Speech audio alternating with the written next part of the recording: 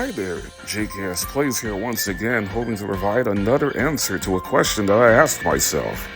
Is it possible to beat Pokémon Scarlet and Violet with these three chosen starters that will be in the brand new Pokémon Legends ZA game scheduled to release on October 16, 2025 for the Nintendo Switch 1 and 2, Chikorita, Tepig, and Totodile? Can these three bring me all the way to the end credits of Pokémon Scarlet? Well, we're about to find out together as I welcome you to this Pokémon Scarlet challenge run, where I'll try to beat the game using all three Legend ZA starters. The rules for the run are straightforward. I can only use the lines of Chikorita, Tepig, and Totodile in all the battles. Plus, I'll be going through all the badge battles in the desired order it was meant for the player to do in Scarlet and Violet. The second rule, I am not allowing the usage of items during battle like potions and full restores, but held items like Shell Bell and leftovers will be allowed. The third rule, if necessary, I am going to allow up to 3 Terra type changes each for all 3 Legends ZA starter Pokemon. And the fourth rule is pretty optional.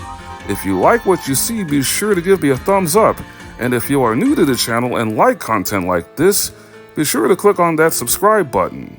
Either way, I'm greatly appreciative of you all for wanting to take this one in. And now let's begin the run.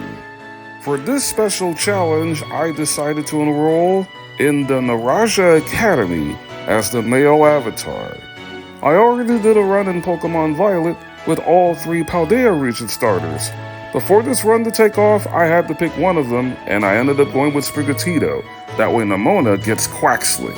And I wanted to spice this run up by doing a triple Masuda method egg hunt in my main Pokemon Violet file to hatch all 3 Legend ZA starters in their shiny forms and their hidden abilities, starting with this fastball Tepig.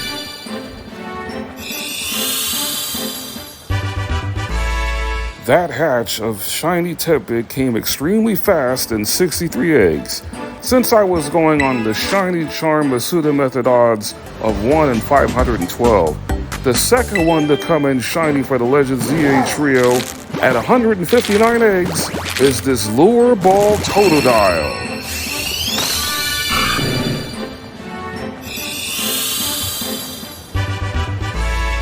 I always went with Totodile as my chosen starter in the old school Pokemon Gold and Silver games on the Game Boy Color. And now for the third and final Legend ZA starter, hatching at 335 eggs, is this Dream Ball Chikorita.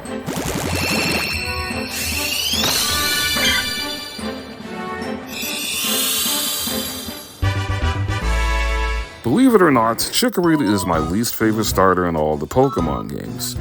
But this Legend ZA starter only run in Pokemon Scarlet will allow for me to change my tune on Chikorita eventually. Now let's take a deep dive into all 3 shiny starter hatches, beginning with Tepig. It came with its hidden ability Thick Fat and its defense boosting nature, and the egg moves of Superpower and Sucker Punch. The Thick Fat ability will become Reckless when it fully evolves into Emboar. Now, as far as shiny Totodile is concerned, I hatched this Water Croc with its best 2 egg moves, Ancient Power and Aqua Jet. It has a special attack boosting defense lowering nature, and its hidden ability, Sheer Force, which removes any additional effects from the Pokemon's moves like Liquidation, Ice Punch, and Crunch, but increases that move's power. And you'll see how broken it is with a certain held item that I will look to get as early as I can later on during this run. And now for shiny Chikorita. I hatched this grass starter with its best egg moves of Ancient Power and Vine Whip. It came with a speed boosting special attack lowering nature and its hidden ability Leaf Guard, which prevents status conditions in harsh sunlight. First up for the Legend ZA starter trio for this run is Tepig, which I cleverly gave the nickname Red Pepper, to go up against Arven in our first battle against him in front of the Poco Path Lighthouse. Tepig quickly wiped the floor with Arven's only Pokemon Squovit with Superpower, a base 120 power fighting physical attack. I hurriedly made haste over to the Mezagoza Gate so I can enter this town and get this run off the ground. before I was promptly cut off by my battle-loving neighbor with champion rank in Nemona. Obviously, she wants to challenge me to a battle because that's what she does. But this time I was happy to oblige, as I brought out for the first time in this run, Pure Leaf, my shiny Chikorita, to go up against Nemona's first partner, Quaxly. Chikorita whiffed its first attack as it tried to nail Quaxly with a Razor Leaf. But Chikorita managed to hit Razor Leaf on the second turn, striking for huge, super effective damage, before a second Razor Leaf on the next turn took Quaxly down, forcing Nemona to pull out her ace in the hole. And I'm not talking about her second Pokemon, Palmy. I'm talking about her Terra Orb, which terrestrializes Palmy into an electric type, giving its only attack, Thundershock, double the same type attack bonus, which Nemona was definitely going to need considering Chikorita resists electric type attacks due to being a grass type. But I also taught Chikorita the ground move Mud Slap, a base 20 power ground special attack that also has the added side effect of lowering the opposing Pokemon's accuracy. In order to weaken Palmy a bit more, I had Chikorita slap on Poison Powder, which will quickly sap away at the health bar of Palmy. After this next Mud Slap put Palmy at -2 accuracy, it caused Palmy's fourth Thundershock in this battle to miss, before going down to a third and final Mud Slap from Pure Leaf, securing his first victory in this run. And now that I've gotten rid of Nemona for the time being, it is time to enter the most beautiful city and the largest city in all of Paldea, Mesagoza. After doing a little bit of sightseeing and shopping in Delibird Presence, I walked up that large staircase to the middle portion before entering the academy, where I was confronted by Team Star. That's when Nemona gave me my own Terra Orb, which gives me the opportunity to use for the first time in this run my second favorite Pokemon gimmick, Terastallization. And the first Legend ZA starter to get to use it is Totodile, which I gave the nickname Niagara, because opposing Pokemon are all about to take a fall. Especially whenever I decided to Terastallize Totodile like I did against the Team Star Grunt's Yungoos, who quickly went down to a pair of double-stab, Terra-boosted priority Aqua Jets. And now that my first set of Team Star hijinks is through, I was able to enroll in the Academy and unlock all 3 main quests, while also gaining the Box Legendary Koraidon as my riding companion for the rest of the challenge. In preparation for pursuing my first badge of this challenge, I headed over to the city of Zapapico to pick up the held item, the Rocky Helmet, then made my way over to the city of Cortundo to challenge for my first gym badge against Bug Gym Leader Katie. The first Legend ZA starter to see action in a gym battle is Red Pepper, my shiny Tepig. On the first turn of this gym battle, I had Tepig set up the sun by using Sunny Day. Katie's lead Pokemon Nimble struck Tepig with Double Kick, and on both hits, Nimble took Rocky Helmet damage before getting roasted by Flame Charge, a fire physical attack that increases Tepig's speed. Tepig used Flame Charge again to eliminate Tarantula from the equation, which forced Katie to bring out her ace Pokemon Bugterra Teddiursa. And for this turn, I decided to Terastallize Tepig as well. Once terastallized, Teddiursa hits hard with the Bug Stab Terra-boosted Fury Cutter, but it never got a chance to utilize that move as it gets one-shot by a third and final Flame Charge from Red Pepper, securing us our first gym badge of the run. And as an added bonus for the win, one of the Legend ZA starters got to evolve. But it was the shiny Chikorita that earned that distinction first, evolving into its middle stage evolution, Bayleaf. And with that exciting moment occurring, time to move onward and upward, as we now challenge for our second badge. After seeing Chikorita evolve, Tepig felt like it should do the same, as it evolves into its second stage, Pignite. It gains the secondary fighting typing upon evolution, and learns the fighting multi-hit physical attack Arm Thrust. I headed through the Mesagoza East Gate again, and going for badge number 2, where we deal with our first Titan of the run, Stony Cliff Titan Cloth. The only Legend ZA starter that has yet to evolve is Totodile, so I gave Niagara its opportunity to contribute, washing away Cloth on the very first turn by using Surf, boosted by the Mystic Water held item, sending the giant crustacean scurrying over to its recovery spot where it snacked on Herba Mystica to gain a larger health bar for Phase 2.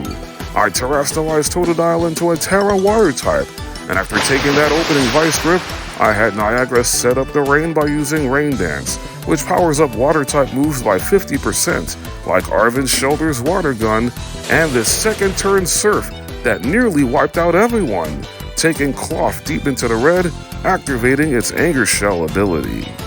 Shoulder healed up both itself and Totodile some with Life Dew, before Niagara took the win, defeating Cloth with this double stab Terra boosted, Mystic Water boosted, Rain boosted Priority Aqua Jet.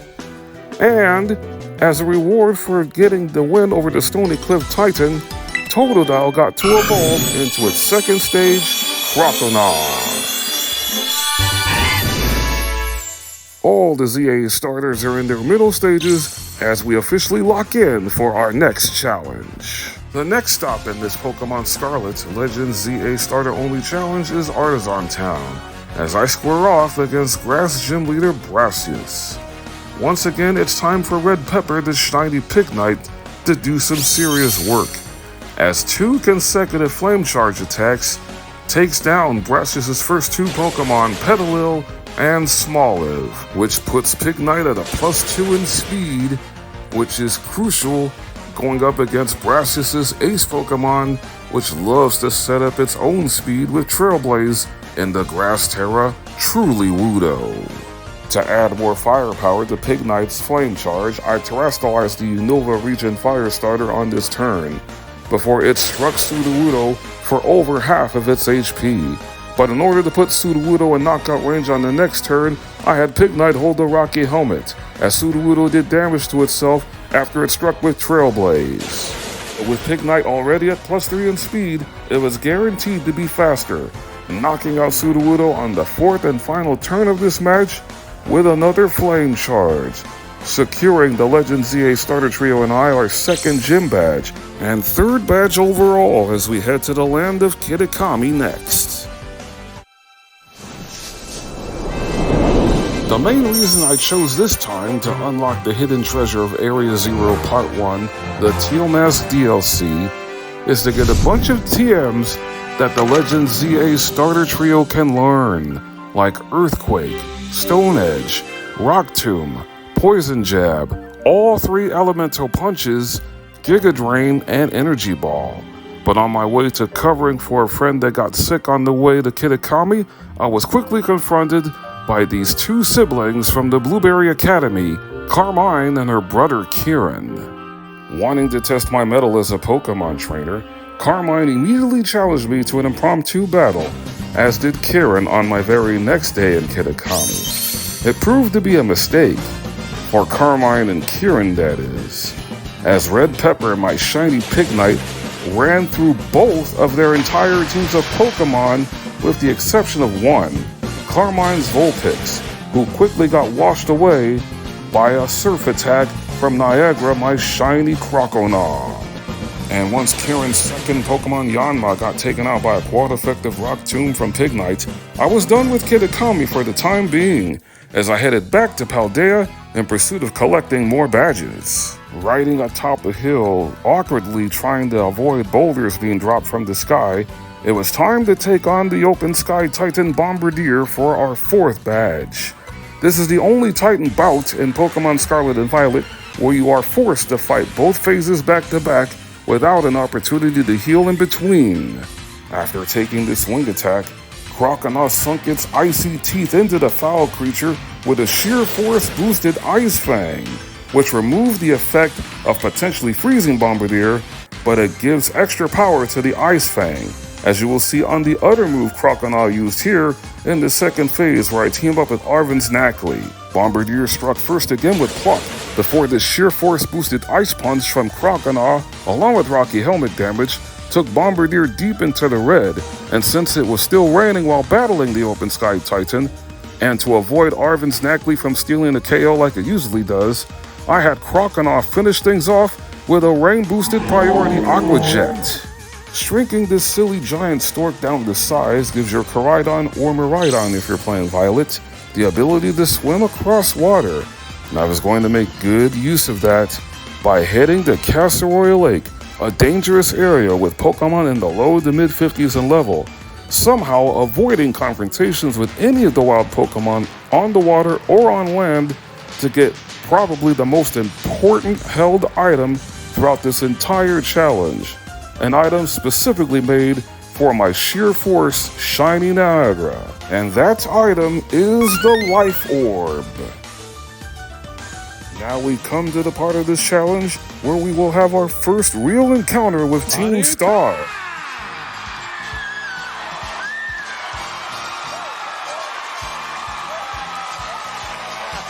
It's an encounter with DJ Vice, the leader of the second squad and the master of dark types Giacomo, who leads off with Poniard, a dark and steel type. So my best counter in taking Poniard down is unleashing the fury of Shiny Pignite, who destroys Poniard with a quad-effective superpower. In the early portion of Scarlet and Violet, if you don't have a strong fighting type move, fairy type move, or bug type move, you're in for some serious trouble against the second Starmobile, who loves to lower the opposing Pokemon's special defenses by 2 stages with Metal Sound and has a powerful dark physical attack and wicked torque that has a small chance of putting opposing Pokemon to sleep.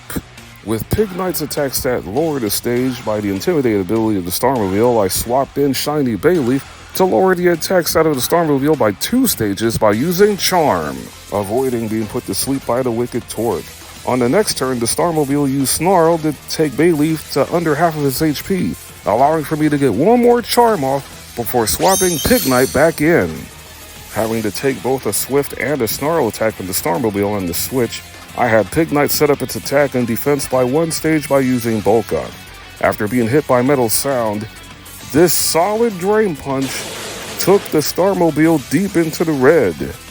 Even with Pignite at a -2 in special defense, this swift attack from the Starmobile couldn't even take off half before one more dose of superpower from Pignite pounded down the second Starmobile, giving the Legend ZA starter trio and I 5 total badges as we next made our way towards Levincia Town. Upon arrival in Levincia, I was once again challenged by Nemona, but her team of 3 Pokemon quickly got stomped on by my shiny Legend ZA starter trifecta, with Bayleaf getting the final KO on Quaxwell with Grassy Glide, a move that allows the user to move first if there is a grassy terrain on the battlefield. And once Nemona was forced to hold another L, all Legend ZA starters got to level 30, allowing for Niagara to be the first to reach its final evolution, Feraligatr.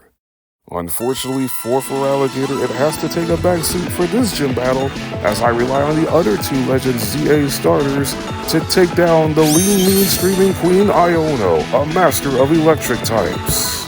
Once again, it's Shiny Pignite who leads the way, as this wide lens boosted Rock Tomb took down Iono's first Pokemon, Watchro, with ease, forcing Iono to bring in Bellybolt, which has the super effective Water Gun. The first Bulldoze attack took off half of Bellybolt's HP and lowered its speed, before being struck by Electroborphus's boosted Water Gun. Bellybolt was disposed of on the next turn with a second Bulldoze, getting Pignite to level 31, where it learns one of the best fire physical attacks in the game, Heat Crash. Its attack stat, however, gets lowered a stage by the Intimidate of Iono's third Pokemon, Luxio, who was taken down dangerously low by another Bulldoze attack. After taking a Spark attack from Luxio, Pignite used Heat Crash for the first time, scoring a critical hit, taking Luxio out. And now Iono was down to her last Pokemon, the levitating electric Terra Mismagius, a Pokemon you cannot hit super effectively the moment it gets rid of all its weaknesses by terastallizing into Terra Electric. More often than not, Mismagius will use Confuse Ray against a Pokemon that electric types are not very effective against, which is why I gave Shiny Bayleaf a Person Berry to get rid of the confusion, and Bayleaf fortunately hit Leech Seed on the first turn, which will constantly wear down Mismagius, whittling its HP down on every single turn. To weaken Mismagius even further, I had Bayleaf use Protect, knowing that Mismagius is going to use Confuse Ray again. and Mismagius was down to a quarter of his HP. So I swapped out Bayleaf and briefly brought back in Pignite to take the next Confuse Ray attack. But due to the power of friendship, Confuse Ray didn't even reach Pignite, who was able to get some healing due to the Leech Seed before I swapped back in Bayleaf for the very next turn. On this turn, Mismagius opted to use Hex, which Pure Leaf took pretty well before getting some HP back due to the Leech Seed.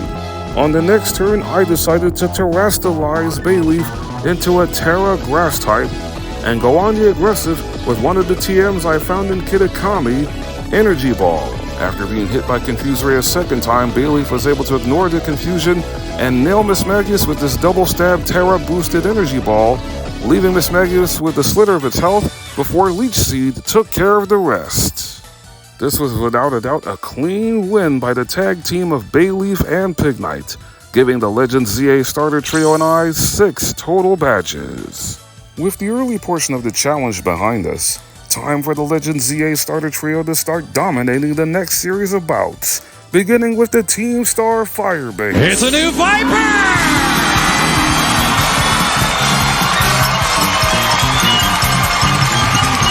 Against the sassy leader of the Team Star Shutter Squad, Mela.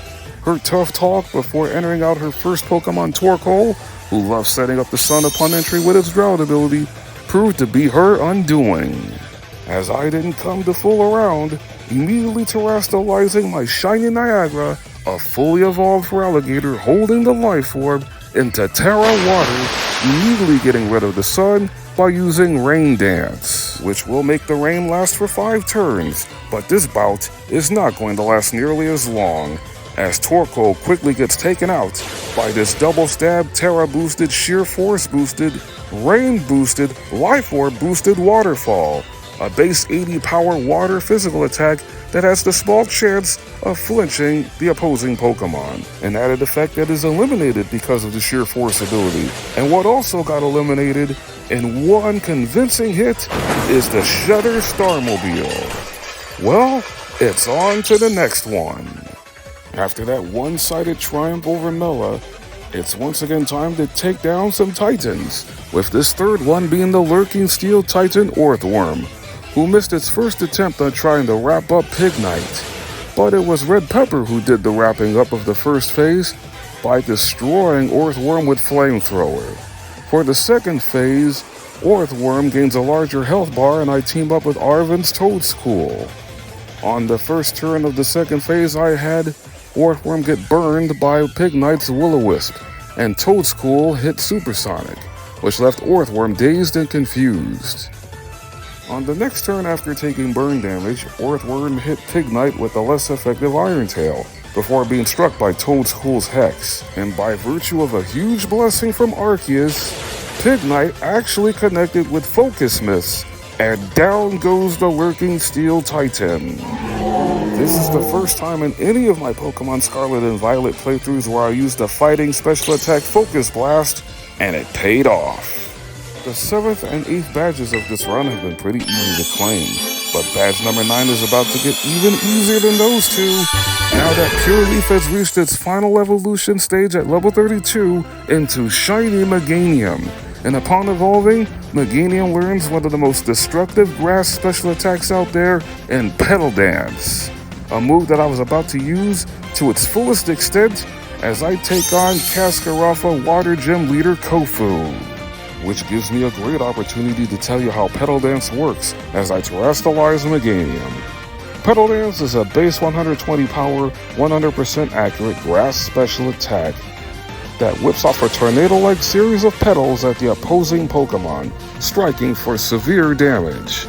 It can run from 2 to 3 turns, leaving the user confused at the end of it.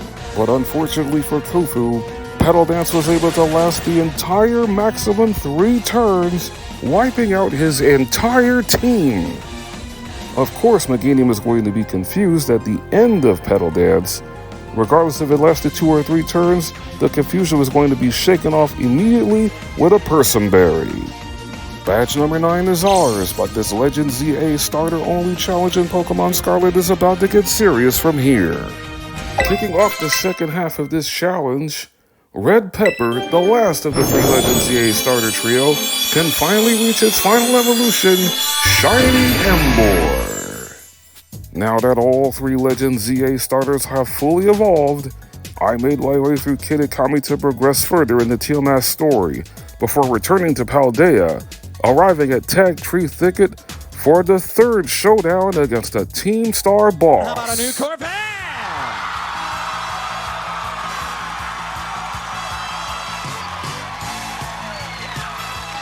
It's time to once again throw down against the Team Star Poison crew leader, Atticus.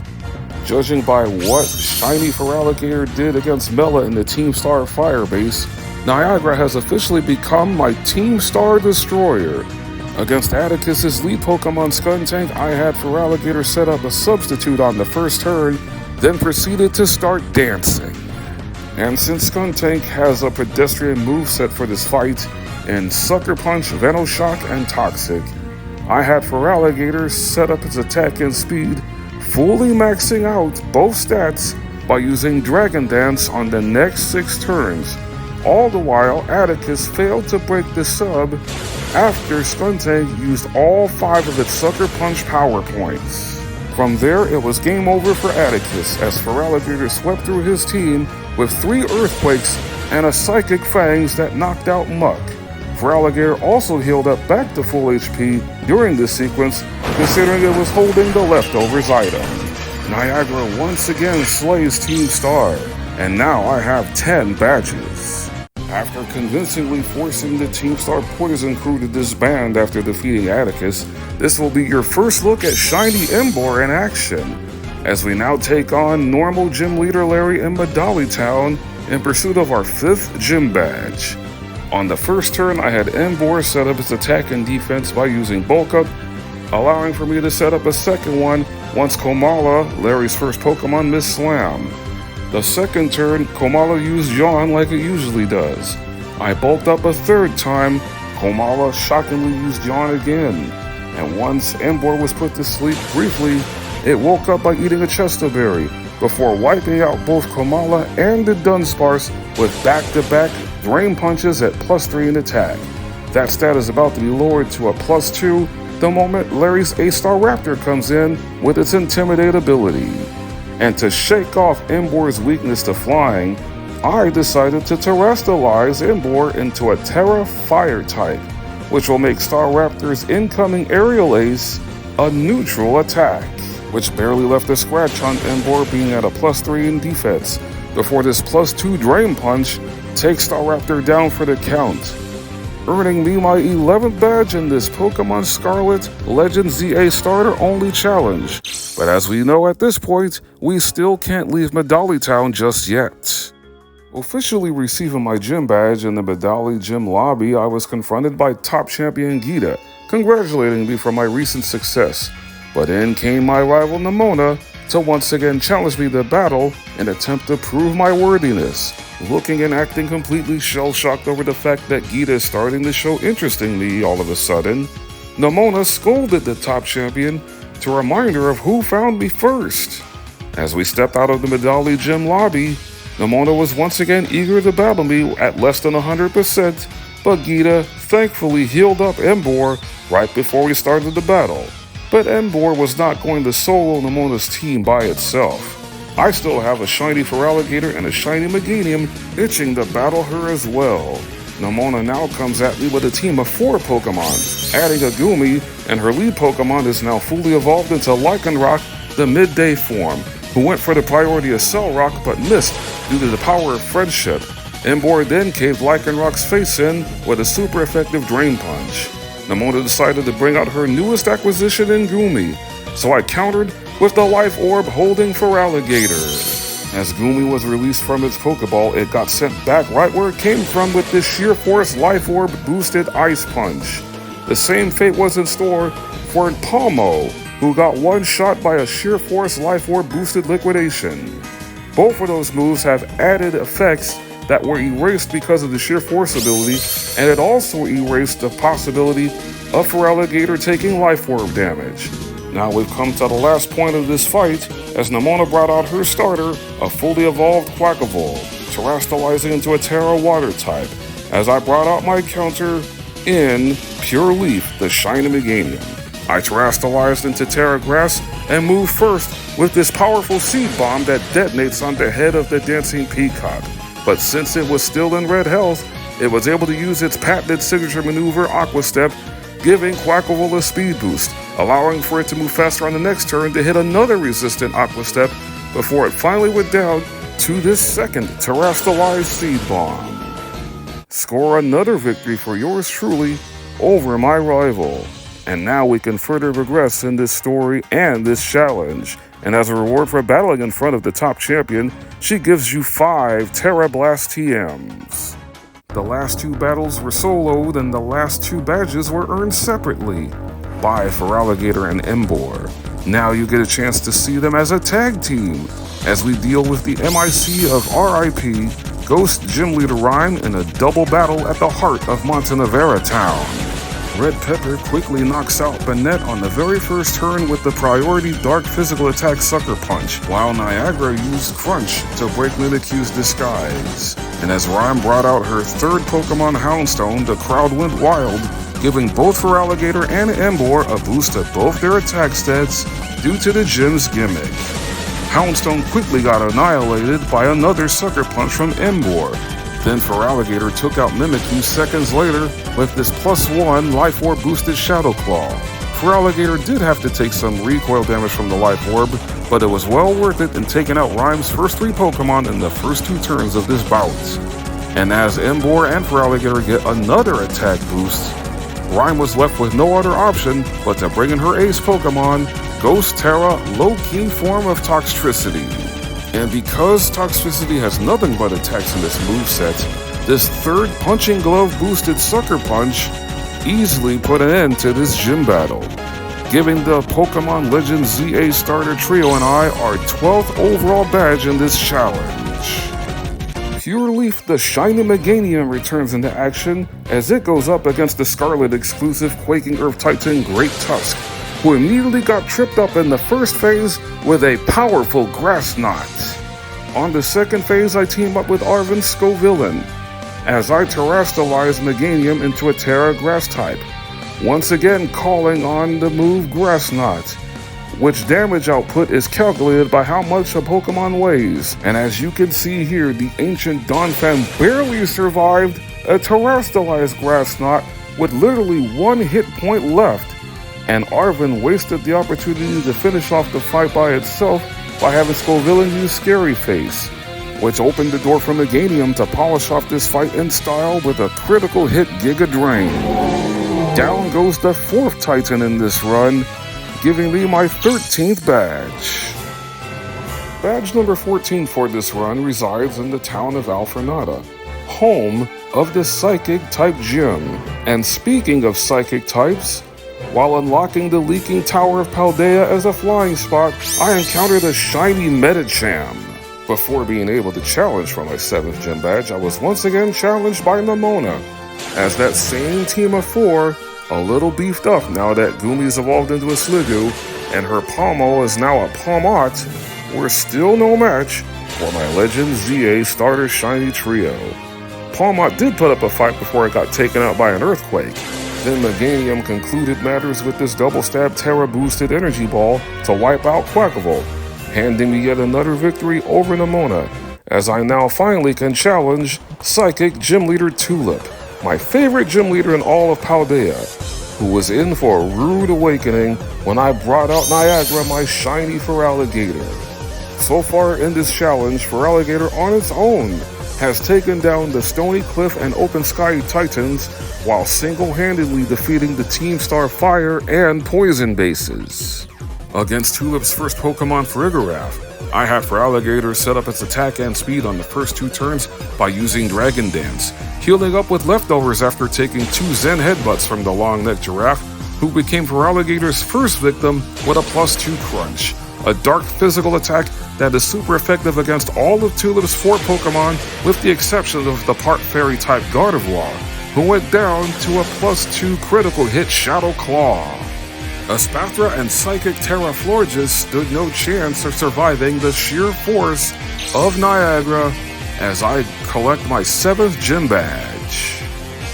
Time to spice things up again with Red Pepper, my shiny Emboar, as it squares off against Ice-type gym leader Grusha atop the Glaciato Mountain. His first Pokemon, Frostmoth, quickly got squashed and scorched by this quad-effective Heat Crash, which also took Grusha's second Pokemon, Beartic, down to red health, before Beartic responded with a super effective Earthquake, which took just off half of Emboar's HP, before Red Pepper healed up some of it back by knocking out the Polar Bear with a Drain Punch. Another Drain Punch got Emboar back up to full HP, wiping out Titan.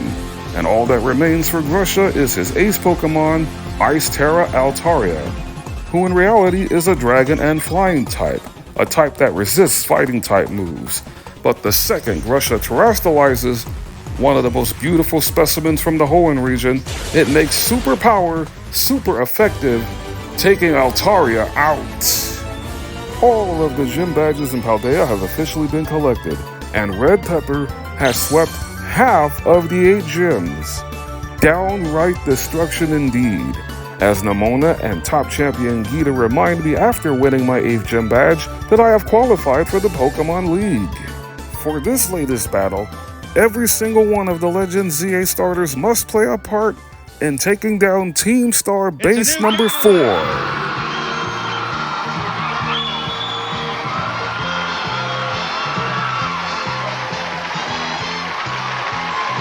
Which is against the Team Star Rukba Squad Fairy-type leader, Ortega, which provides no clear advantage on either side of this battle. Pure Leaf the Meganium came out first for my team to do combat against Ortega's first Pokemon, Azumarill, who went down in 2 turns as its HP got sapped away by the Giga Drain from Meganium. I decided to swap out and bring in Shiny Emboar next to go up against Wigglytuff, who was unable to withstand Emboar's super effective steel physical attack Iron Head, but was able to cause infatuation due to Wigglytuff having the cute charm ability. Not wanting to have Emboar be immobilized by love, I swapped in Feraligatr to deal with Dachsbun next. Its sheer force muscle band boosted liquidation took off 3/4 of Dachshund's HP before the well-big doggo retaliated with Play Rough. Feraligatr only lost 1/4 of its health before taking down Dachshund on the next turn with a second liquidation, forcing Ortega to throw an early hissy fit before calling upon the Rukba Starmobile, who annoyingly loves to confuse opposing Pokemon by either ramming into them with Magical Torque or simply using Confuse Ray, but in order to confuse the opposing Pokemon, it must get rid of its Misty Surge terrain by using Steel Roller, which it does on the second turn after taking a +1 liquidation powered up by Feraligatr's Dragon Dance. A second one took the Starmobile to under half of its health before confusing Feraligatr with Confuse Ray, forcing me to switch and bring back in Emboar, which is holding the Expert Belt, which powers up super effective attacks by 20%. After being confused by Confuse Ray, Emboar managed to break through and connect with a Poison Jab, putting the Starmobile in critical condition. After it connected with another Magical Torque to take Emboar down to orange health, Emboar further damaged itself by hitting itself in confusion. I needed to make a switch, so I brought Meganium back in, and I'm glad I did, because the first of 2 straight Magical Torques landed a crit, before Meganium finally ended this tricky Team Star boss battle with a Giga Drain to put the 4th Team Starmobile into the junkyard. We now have 16 badges, but there's one more Team Star boss left to conquer. The Team Star Fairy base was tough enough, but this final base will prove to be even stingier. A new Porsche!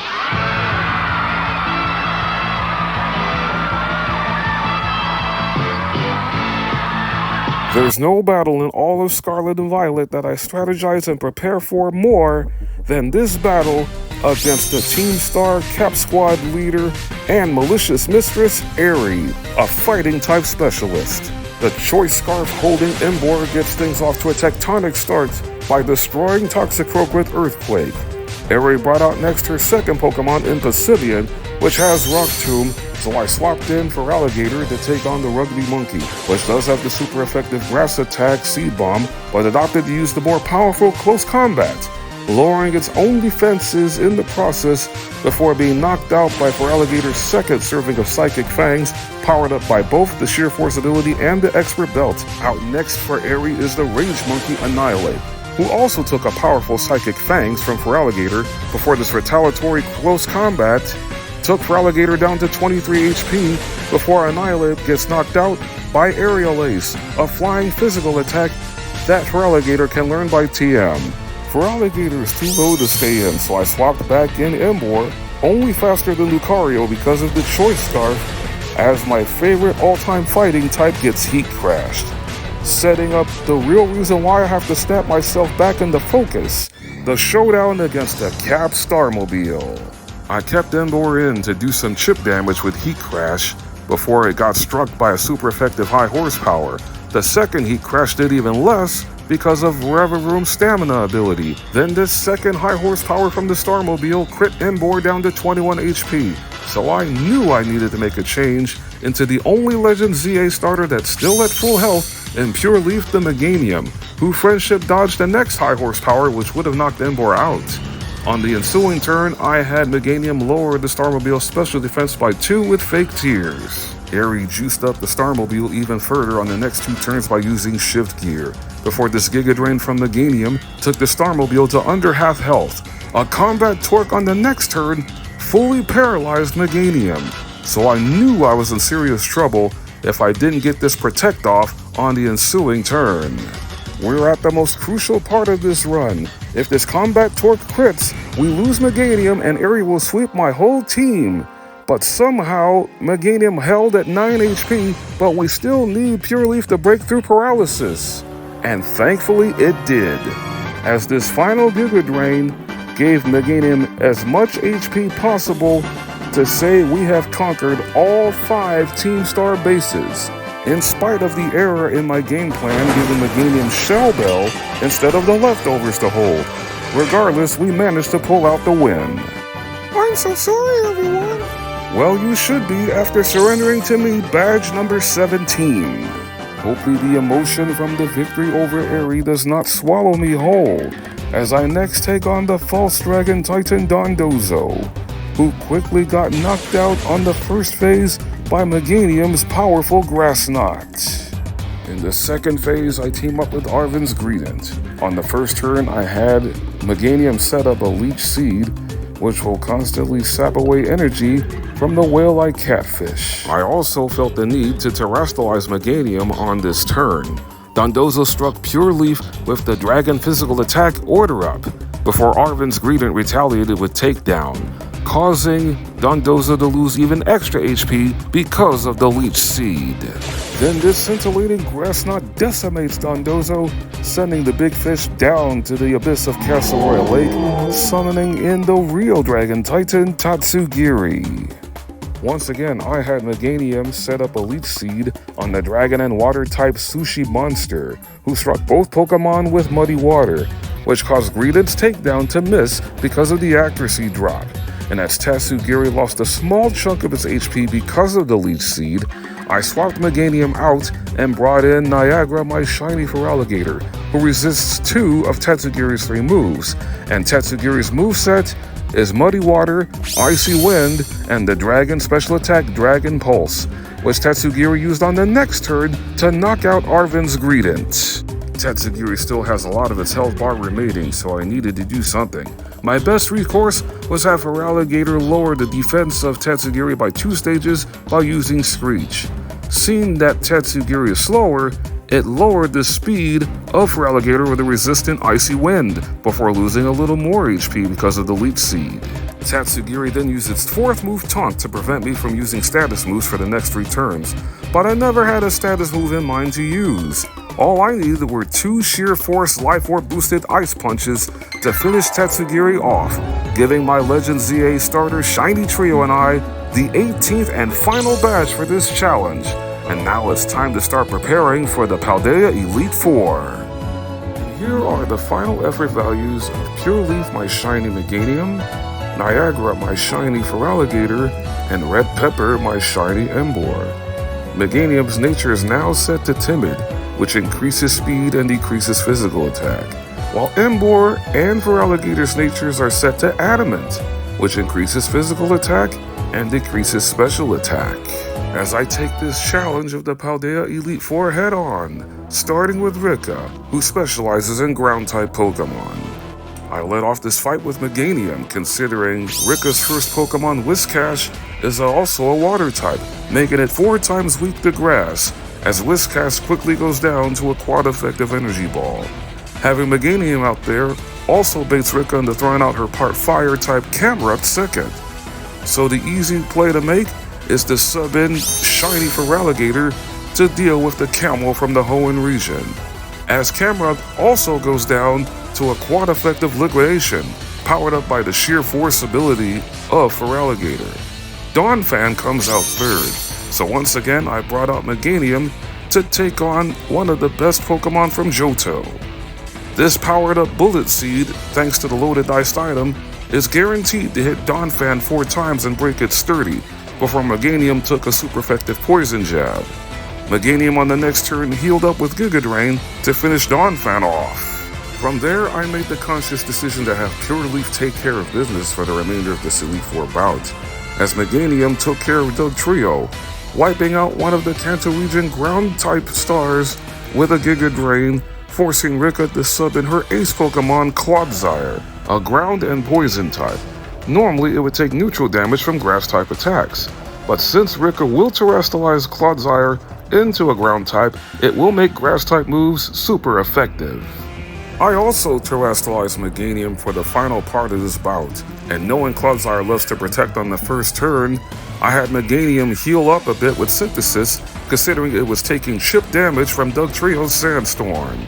Then on the next turn, Clodsire was done for as it got smacked in the face by this double-stab Terra-boosted critical hit energy ball from Meganium, securing our first dub in the Elite Four Gauntlet. As Rika congratulates me, the next showdown is against the seemingly unshakable youngster Poppy, a master of steel types. I elected to start this bout off with Feraligatr against Poppy's lead Copperajah, pitting 2 Pokemon with the sheer force ability against each other. But Copperajah never got a chance to do anything, as it got wiped out by a quad-effective Life Orb boosted superpower. With Feraligatr out there, that meant Poppy was going to bring out the Party Electric type Magnezone second. So I decided to counter with Red Pepper, my shiny Emboar, making its Elite Four debut. This quad-effective Earthquake took Magnezone down to 1 HP because of its sturdy ability, but Magnezone inexplicably set up a light screen before going down to a second Earthquake.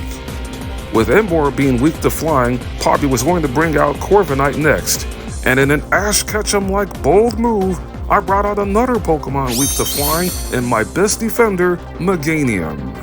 And as Corviknight applies pressure, I figured a Brave Bird would come out first, so I used Protect on the first turn, except Corviknight decided to sharply boost its own defense by 2 stages by using Iron Defense.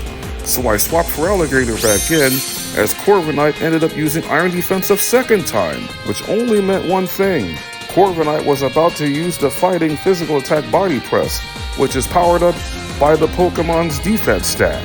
I traded attacks with Corviknight, which took Feraligatr dangerously low after being hit by Body Press twice, so I subbed Meganium back in to take the next one. I healed up with Synthesis, and Corviknight finally connected with Brave Bird, doing severe recoil damage to itself, so I healed up again with Synthesis to take the next Brave Bird attack. And because Corviknight's pressure ability forces the opposing Pokemon to use 2 power points instead of 1, I could only use Synthesis one more time, and because Corviknight was low on health, it used Iron Head instead of Brave Bird, allowing for Pure Leaf to score an upset KO with a less effective Giga Drain. In yet another brazen substitution, I swapped Feraligatr back in with low HP to deal with Poppy's 4th Pokemon, Bronzong, a part Psychic type, which meant Bronzong was about to go down by this sheer force Life Orb boosted crunch, leaving Poppy with just her ace remaining in Tinkaton, a part Fairy type. And considering Emboar is a fire and fighting dual typing, it will make all of Tinkaton's attacks do neutral damage. So I decided to terastallize Emboar anyway into a Terra Fire type. Regardless if Poppy terastallizes Tinkaton into a Terra Steel type or not, the end result was inevitable. And the end came emphatically with this double stab Terra boosted Reckless ability boosted Flare Blitz for the final KO in what was the most tense battle out of all of the Elite Four matchups thus far. Emboar lost a quarter of its health due to Flare Blitz recoil, but that fact is irrelevant, as we now get to move on to the third Elite Four showdown, which is a rematch against Larry, who now looks to take over the airwaves with his team of fabulous flyers. Fortunately for me, I have a Pokemon with an ability and held item that combined together is so broken, it makes this fight a complete massacre.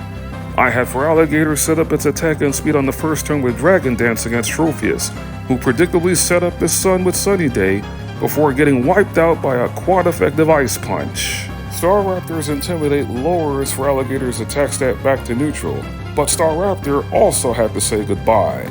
The third Pokemon Larry brought out is Altaria, so I had Feraligatr use Dragon Dance again to get his attack stat back up to 1. Even a critical hit Dragon Pulse from Altaria was not enough to save it from also going down. Then Larry's final two Pokemon, Oricorio and Flying Terra Flamigo, suffered the exact same fate. Sheer Force plus Life Orb equals another overwhelming defeat for Larry.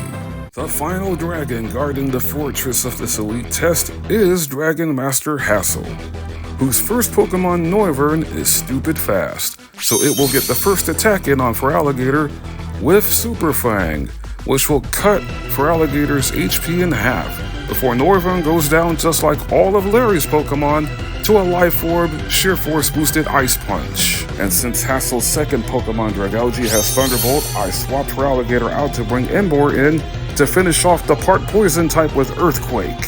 I decided to keep Emboar in against Flapple. Even though it has the super effective Aerial Ace, it is slow as dirt, and it also got wiped out by Emboar's Poison Jab. I then swapped Emboar out as Hassel brought in the mold-breaking Haxorus, so Feraligatr makes a return to action, wiping out Haxorus with one solid Ice Punch. And now Hassel is down to his final Pokemon, the strongest one on his team of 5 in Dragon Terra Baxcalibur, the Generation 9 pseudo-legendary that is also a part Ice type. Feraligatr outspeeds and struck first with this Ice Punch that left Baxcalibur with just 1 hit point, which meant Hassel got to call upon Baxcalibur's signature Glaive Rush that was off target, allowing for Feraligatr to finish off this fight and the elite test with a Dragon Claw. My Legend ZA Shiny Starter Trio has flawlessly made it all the way to the pinnacle of the Pokemon League, breezing through the Elite Four. I started this run through the Pokemon League with all of the Legend ZA starters at level 65. Now gaining more experience and confidence, they are poised with the task at hand of taking down top champion Geeta. And here they are. Niagara, the shiny Feraligatr, holding the Life Orb with the moveset of Liquidation, Ice Punch, Crunch, and Brick Break. Pure Leaf, the shiny Meganium with Leftovers, and the moveset of Ancient Power, Giga Drain, Synthesis, and Protect.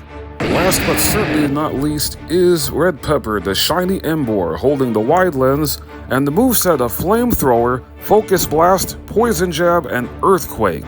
Hit the music!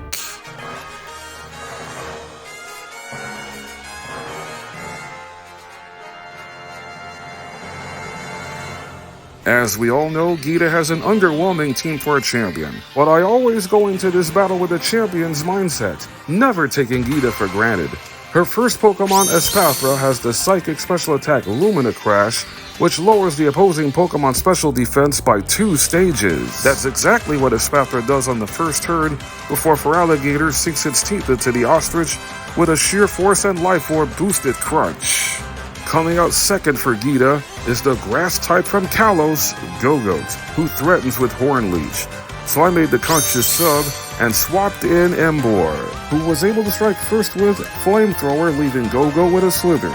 Gogo tried to boost its attack and defense by using Bulk Up, but it's too late, as Emboar switched up its attack to Poison Jab, finishing Gogo it off. Out next for Geeta is Avalugg, but the Kalos region Iceberg quickly got evaporated by a flamethrower. And now Geeta was forced to bring out Veluza, a water and psychic type, forcing me to switch, bringing in Pure Leaf the Meganium.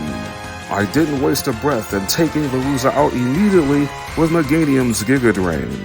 Geeta is now down to her final 2 Pokemon, with the next one guaranteed to be King Gambit, with the Supreme Overlord ability, which means if it gets an attack, it's going to do massive damage. And unfortunately I gave Geeta the opportunity when Focus Mist did what Focus Mist does. A super effective Zen Headbutt struck for over half of Emboar's HP, before Focus Blast connected on the second turn and King Gambit was no more. Geeta was forced to call upon her ace, Rock Terra Glamora, since it's the only Pokemon she has left. So who better than Sheer Force, Life Orb holding Feraligatr to be the one to finish off this championship bout? For some more firepower, I terrestrialized Feraligatr into a Terra Water type right before Geeta terrestrialized her ace Pokemon, which is also a part Poison type. This double stab, Terra boosted, Sheer Force boosted, Life Orb boosted Liquidation proved to be the demise of Glamora, as I am once again crowned Paldea Region Champion. As the Legend ZA Starter Trio received their Paldea Champion ribbons after defeating Geeta, we are far from satisfied. After becoming Paldea's latest champ, I headed over to the Raja Academy's entrance in order to celebrate, but instead was challenged to battle by the Academy's director, Mr. Clavell, who has a diverse team of 6, which quickly got cut down to 5 because his lead Pokemon Oranguru can't handle crunch time. Feraligatr being on the field meant Clavell was going to bring out the part grass type Abomasnow next. Abomasnow also is an ice type, so the obvious counter is to bring in Emboar, knocking out Abomasnow in one decisive critical hit quad effective Fire Punch. I confidently kept Emboar in, with the Clear Amulet to prevent its attack stat being altered by the intimidating Gyarados, who promptly got wiped out by a quad-effective Thunder Punch. Emboar stayed in against Poltergeist, setting up a Sucker Punch that missed due to Poltergeist lowering its own defenses while sharply boosting its attacks and speed with Shell Smash. Knowing that Poltergeist was going to attack again, I clicked Sucker Punch once again, and down goes Poltergeist. Clavell's game plan is starting to fall apart at the seams, and things are about to get even worse for the director when he brought out his second grass type on the team in the part poison type Amoonguss. So my best counter was bringing in my own grass type, Pure Leaf the Meganium. I protected on the first turn thinking that Amoonguss was going to use Toxic, but it used Hex instead. I had Meganium unleash a Zen Headbutt that flinched Amoonguss, giving Meganium the opportunity to polish off Amoonguss on the very next turn, forcing Clavell to summon in his ace Pokemon, the mighty Skeledirge. After leading off this fight, it was Feraligatr's job to finish it. In a battle of alligator-related starters, Clavell and I both terrestrialized our Pokemon. But the reality for Clavell is that the Dirge does not have an attack that can hit super effectively on my Feraligatr, rendering Skeledirge completely defenseless from this double stab, Sheer Force Terra Life Orb boosted Liquidation. Time to close out all 3 major stories next. The first quest I aim to complete is the Path of Legends, so Arven insisted I battle him in front of the place where we first met, the Pocopath Lighthouse, to get ready for what's to come in the end. His first Pokemon, Greedent, got quickly sent to the Shallow Realm with this Muscle Band boosted Close Combat from Emboar. To get rid of the stat drops, I swapped in Meganium to take on the second Pokemon Arven brings out in Garganacl. Meganium swiftly took Garganacl down to the red with Giga Drain, allowing for Garganacl to set up Stealth Rocks before it went down to a second Giga Drain. Next out for Arven is the part Fire type and also a Grass type Scovillain, so I decided to bring Emboar back in to wipe out Scovillain with this Poison Jab. Emboar did take Stealth Rock damage when entering in, so I kept Red Pepper in to finish off Toadscruel with a Fire Punch. Coming out 5th for Arven is one of the water and ice types from the Kanto region in Cloyster, a physically built defensive specimen that's also weak in special defense, making for a quick KO, compliments of Meganium's Giga Drain. I kept Pure Leaf in to deal with Arven's ace Pokemon, Dark Terra Mabostiff, also soaking up Mabostiff's Intimidate in the process. And as Arven and I terrestrialize our Pokemon, my goal for taking Mabostiff down is to wear it down by having Meganium use Poison Powder. But I guess Mabostiff's second ability, if it had one for this bout, is Immunity, considering Poison Powder missed, enabling for Mabostiff to hit a super effective Fire Fang. On the next turn, I had Mabostiff's attack stat lowered down by 2 by having Meganium use Charm, so Mabostiff then opted to use its strongest attack, a double stab, Dark Terra boosted Crunch. And as Meganium healed up with leftovers, I went for Poison Powder again, and it missed a second straight time, which meant Meganium had to take another Crunch attack. On the next turn, I did what I should have done in the first place, have Meganium use a double stab Terra boosted Giga Drain, which not only healed Meganium close to full HP, it took off over half of Mabostiff's health before this second Giga Drain put an end to this fight. I felt I should have prepared a little better than I normally would for the battle against Arven, but I managed to persevere, putting an end to the Path of Legends. Next on the agenda for the Legends ZA Starter Trio is closing down Starfall Street. In order to complete the Starfall Street saga, you must defeat Penny and her team of 6 evolutions. I led off with Emboar holding the Clear Amulet to prevent its attack stat from ever being lowered by any of the evolutions using Baby Doll Eyes. Her lead Pokemon Umbreon must have had a super effective Psychic attack prepared. That's why it immediately got dusted off by close combat.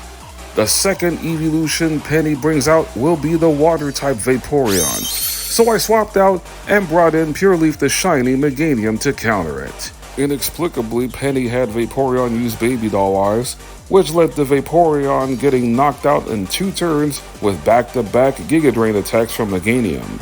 Unfortunately, Pure Leaf was at risk when Penny was about to bring out her third evolution in Flareon, so I brought in Feraligatr, who had its attack stat lowered by Baby Doll Eyes, but even at -1, this Sheer Force Life Orb boosted Liquidation is still powerful enough to take Flareon out.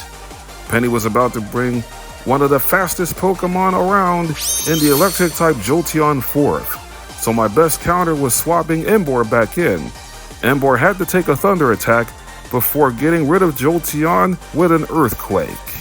Pokemon logic means I should have kept Emboar in to deal with Penny's 5th evolution, the Grass-type Leafeon, but I subbed in Feraligatr anyway to take out Leafeon with another Sheer Force Life Orb boosted Ice Punch.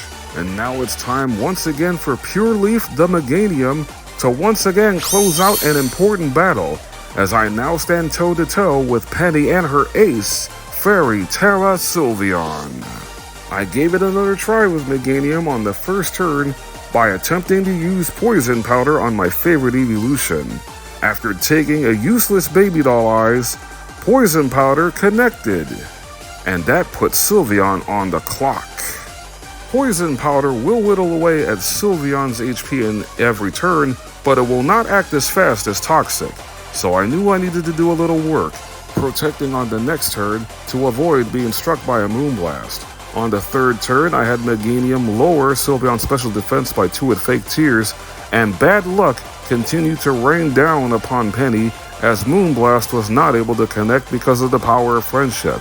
I protected on the 4th turn to weaken Sylveon even further, and with Sylveon at half health, I knew it was time to put this battle to an end, terrestrializing Meganium into a Terra Grass type and wiping out what's left of Sylveon's health with a double stab Terra boosted Giga Drain for the final KO. That's 2 main quests taken care of, and now it's time to head down to the Mesagoza Battle Court for the final showdown against Nemona. The penultimate battle of the run is the end of the Victory Road story as I take on my fellow neighbor Nemona in a highly anticipated Battle of Champions. I lead off with my shiny Emboar holding the Choice Scarf to move fast and defeat Lycanroc with close combat, also having the purpose of preventing Lycanroc from setting up Stealth Rocks, something I had to deal with when I battled Arven's Garganacl. Orthworm came out next with Earthquake, so I swapped out and brought Meganium in, using Protect on the first turn to bait out Orthworm using Iron Tail. And now that I know Orthworm's going to use Iron Tail again, I brought Emboar back in to take the attack before finishing off Orthworm with a Flamethrower. With 2 Pokemon down, Nemona was going to bring out her next best threat to stop Emboar, and that is the Kalos region pseudo-legendary Goodra, considering it has Muddy Water. So I countered with my own water starter in Feraligatr, who quickly dispatches Goodra with a Sheer Force Life Orb boosted Ice Punch. I kept Feraligatr in to force Nemona to bring in Pawmot. Baiting out that super effective Double Shock, I swapped in Meganium to take the resistant hit. And now that Pawmot has used Double Shock, it loses its electric typing. Nemona's Pawmots can still hit grass types super effectively with Ice Punch. Healing up with leftovers, I had Meganium heal up even more by using Giga Drain, taking Pawmot deep into the orange. It then used Close Combat, lowering its own defenses in the process. After healing up again with leftovers, a second Giga Drain from Pure Leaf finished Pawmot off. Meganium was able to heal up a little bit more, but I decided to swap Meganium out once again because I'm going to need Meganium for Nemona's Ace Pokemon. But until then, I brought Emboar back in to deal with 3-segment the Dunsparce, whom Red Pepper trounced instantaneously with another close combat. And now Nemona was down to her Ace Pokemon, the starter she had to choose after I begun this run with Sprigatito, who I only used for the opening battle of this entire playthrough, in Quaquaval. Keeping a speed-boosting nature on Meganium was important for this battle, even though it was already proven in past battles against Nemona that Meganium was faster than her starter before even giving Meganium a Timid Mint right before entering the Pokemon League. And that fact is still proven true on this double-stab Terra-boosted Giga Drain from Meganium, taking down Quaquaval for the last time, securing me yet another in the latest of victories over Nemona, giving me the right once again to call myself the ultimate trainer in the Paldea region and the strongest trainer in the Naraja Academy, which means all 3 major stories in Pokémon Scarlet are officially complete. Once you complete the Victory Road story last of the 3 stories in Pokémon Scarlet and Violet, you get a call in your dorm room from Arven, informing you of visiting Area 0. It's onward back to the Medali Town, where I meet up with Arven one last time, joining Nemona and Penny as well at the Great Crater of Paldea for the Way Home finishing story. We all jump on the backs, well, everyone except for me, until Arven literally reels me in. Now we all ride on the box legendary Koraidon's back to gain entrance into Area 0, with Koraidon gliding in ever so swiftly. I did not expect what to see the moment I was heading toward Research Area 1 while reading the dialogue. While a Corviknight spawned on screen, another Pokemon spawned behind it. It was this shiny Lokix. And speaking of Corviknight, I ended up finding a second shiny Pokemon before even reaching the research area spot, which turned out to be a shiny Corviknight. After unlocking all 4 research areas, I finally made it down to the deepest depths of Area 0, where the final fight can finally commence against Professor A.I. Sada and her destructive team of past Paradox Pokemon. My Legend ZA starter trio all entered into Area 0 at level 75, which was right before facing Nemona in the Victory Road story, and you don't gain any experience in that final bout against Nemona. But for this clash, Sada comes fully loaded with a team of 6, all with near legendary-like base stats, starting with Slitherwing. I chose to lead this battle with Red Pepper, my shiny Emboar, still holding the choice scarf from the battle against Nemona, striking first with a super effective Heat Crash. The ancient Volcarona missed a 90% accurate Zen Headbutt before another Heat Crash from Emboar took out Sada's first of 6. Next out was Brute Bonnet, and Sada did me a huge favor with bringing in the ancient Amoonguss being a grass and dark type. A third straight Heat Crash one-shots the Bonnet out of here, but I was forced to switch the moment Sada was about to bring in the electric and ground-type ancient Magneton Sandy Shocks. Niagara, my shiny Viraligator, took out that abomination with a Sheer Force Life Orb boosted liquidation. I swapped out and brought back Emboar once again, this time to take on Fluttermane. The ancient Miss Grievous has insanely high special attack and speed stats, which is why keeping the choice scarf on Emboar was extremely important for this fight. The Fluttermane got obliterated by a super effective steel physical attack Iron Head. Now it was safe to bring Feraligatr back into action to deal with Sada's penultimate Pokemon before her ace being the Psychic and Fairy type, the ancient Jigglypuff known as Screamtail, who struck first with Play Rough before getting a chunk of its HP taken away by Feraligator's Life Orb boosted Shadow Claw. After connecting with Play Rough again, Screamtail was a goner thanks to a Sheer Force Life Orb boosted Crunch.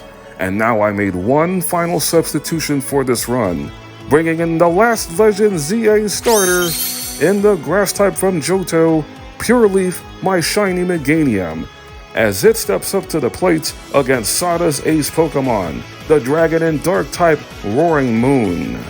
The ancient Salamence gets an automatic 30% attack boost by holding a booster energy to activate its photosynthesis ability. But there is an old saying in life, expect the unexpected.